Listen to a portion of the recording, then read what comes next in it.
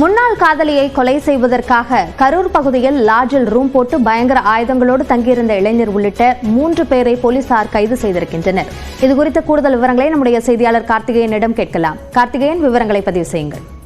முன்னாள் காதலியை கொலை செய்வதற்காக கரூர் பகுதியில் லாட்ஜில் ரூம் போட்டு தங்கி இருந்த முன்னாள் காதலன் உட்பட 3 பேர் ஆயுதங்களுடன் கைது செய்யப்பட்ட சம்பவம் கரூர் பரபரப்பை ஏற்படுத்தது.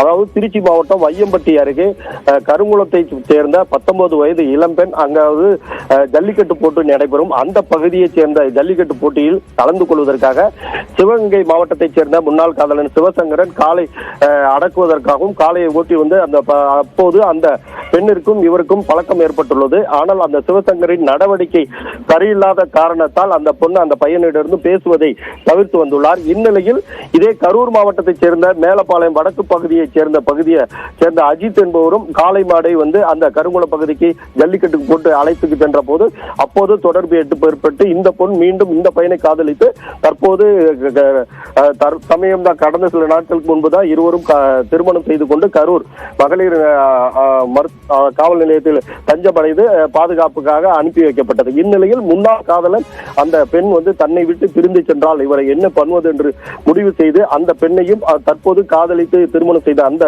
பையனையும் கொலை செய்ய திட்டம் தீட்டி அவர் மற்றும் அதாவது அவரது நண்பர் மதுரையைச் சேர்ந்தவர் மற்றும் திண்டுக்கலைச் சேர்ந்த 3 நண்பர்களை அழைத்துக் கொண்டு சுங்கேகட் பகுதியில் தனியார் லாட்ஜில் ரூம் போட்டு 3 நாட்களாக தங்கியுள்ளனர்.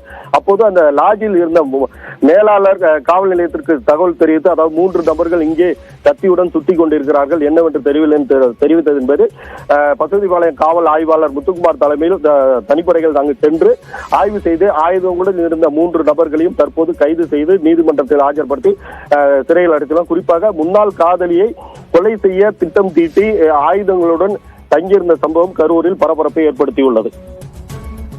விரிவான விவரங்களுக்கு நன்றி கார்த்திகேயன்.